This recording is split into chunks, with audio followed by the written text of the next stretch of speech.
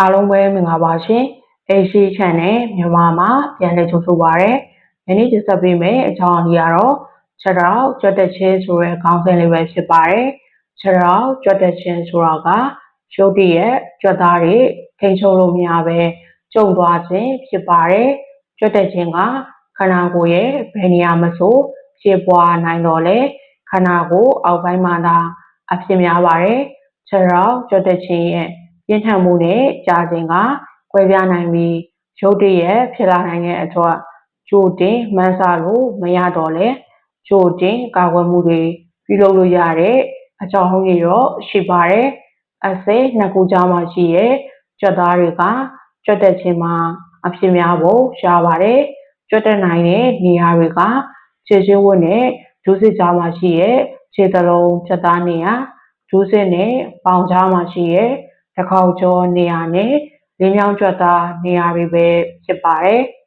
။ယောဂလက္ခဏာများခြေထောက်ကြွက်တက်ခြင်းကများသောအားဖြင့်10မိနစ်အောက်သာကြာတတ်တော်လဲကြွက်သားတွေကျုံတာကလုံးဝအရှင်မပြောက်ခင်ချိန်ထိတောင့်ခံရနိုင်ပါတယ်။ယောဂလက္ခဏာတွေကမကြာခဏဆိုသလိုခြေထောက်အနောက်ဘက်မှာရုတ်တရက်ဆူဆူရှာရှာနာကျင်ခြင်းထိန်းချုပ်လို့မရပဲကြွက်သားတွေကျုံခြင်းကြွက်သားတွေတုံနေသလိုခံစားခြင်းကြွက်သားတွေပြေရောသွားပြီးတော့မှနာကျင်ခြင်းနဲ့ပင်ပန်းနွမ်းနေခြင်းကကြန့်ရှိနေခြင်းတွေပဲဖြစ်ပါတယ်တချို့လူတွေမှာညအချိန်မှာဖြစ်တတ်ပြီးအဲ့နေရာကနေနိုးသွားစေနိုင်ပါတယ်ခြေထောက်ကြွက်တက်တာကပိုပြင်းနိုင်မယ်ဆိုရင်ကြွက်တက်ပြီးတော့မှရက်တော်ကြာတဲ့အထိနာကျင်မှုကိုဖြစ်စေနိုင်ပါတယ်ဖြစ်စေနိုင်တဲ့အကြောင်းအရာခြေထောက်ကြွက်တက်ခြင်းရဲ့အကြောင်းရင်းအတိအကျကိုကောင်းကောင်းနားမလည်တော့လဲအထောက်ကိုဖြစ်စေတဲ့အချက်တွေကနံပါတ်1အသက်အရွယ်ခြေထောက်ကြွက်တက်ခြင်းကဆယ်ကျော်သက်အရွယ်တွေနဲ့အသက်65နှစ်နဲ့အထက်ရှိသူတွေမှာပိုအဖြစ်များပါတယ်နံပါတ်2ကြွက်သားတွေပင်ပန်းနွမ်းနေခြင်းပြင်းထန်တဲ့လေ့ကျင့်ခန်းလုပ်ခြင်းဒါမှမဟုတ်ပုံမှန်မဟုတ်တဲ့နည်းလမ်းနဲ့လှုပ်ရှားတာတွေကြောင့်အရန်ပင်ပန်းနွမ်းနေမှုကိုဖြစ်စေနိုင်ပါတယ်နံပါတ်3ရေဓာတ်ခန်းခြောက်ခြင်းရေဓာတ်ခန်းခြောက်ခြင်းကပိုရက်ဆီယမ်မဂနီဆီယမ်ဆိုဒီယမ်ကယ်ဆီယမ်ဓာတ်တွေမညီမျှတာကြောင့်ဖြစ်ပါတယ်နံပါတ်4အဝလွန်နေခြင်းနံပါတ်5ကိုယ်ဝင်အစောပိုင်းကာလကိုယ်ဝင်အစောပိုင်းကာလမှာကယ်ဆီယမ်ပြောင်းလဲမှုတွေဒါမှမဟုတ်အပိုးအလေးချိန်ကိုသယ်ဆောင်ရခြင်းကနေ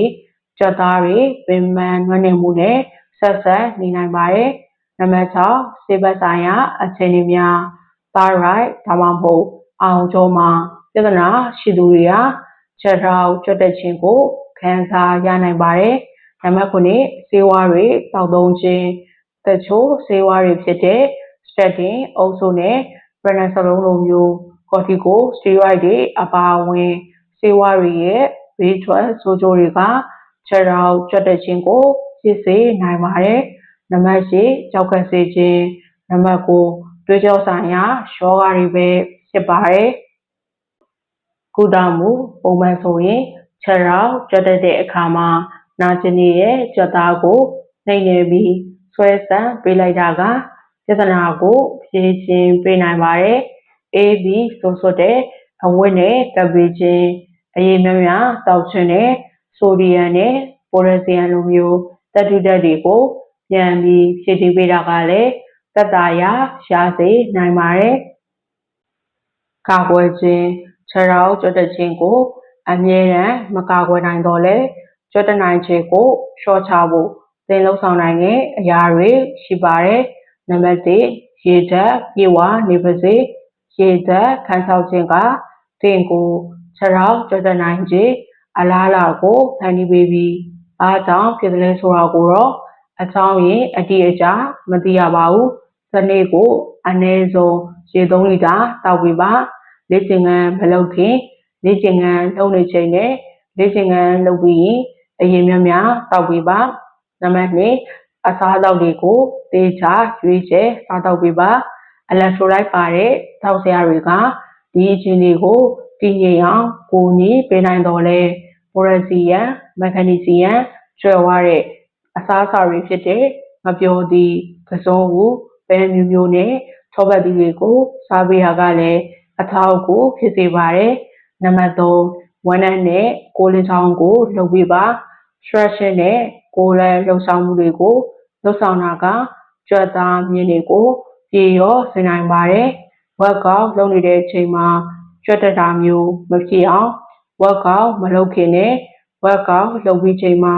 ဒါနဲ့မင်းဝန်ထမ်းနဲ့ကိုလင်းချောင်းကိုသေချာပြုလုပ်ပေးပါဒီစီစဉ်လေးကိုတလောင်းနဲ့တင်ရန်နာပြစေရှင် HC Channel မြန်မာမှာကျမရေးဆိုင်ရာဘုဒ္ဓတာတွေအိမ်တွင်ကုသနည်းတွေနဲ့ဆောင်ရန်ရှောင်ရန်အချက်တွေကိုတင်ဆက်ပေးသွားမှာဖြစ်လို့စောင့်မျှော်ကြည့်ရှုရဖို့ဖိတ်ခေါ်ရင်နှုတ်ဆက်လိုက်ပါရရှင်ကျမရေးနဲ့ပတ်သက်တဲ့အသိပညာဘုဒ္ဓတာတွေကိုမသိရသူမရှိရလေအောင်ပြန်လဲမျှဝေပေးပါအောင်ရှင်အားလုံးကိုကျေးဇူးတင်ပါတယ်ရှင်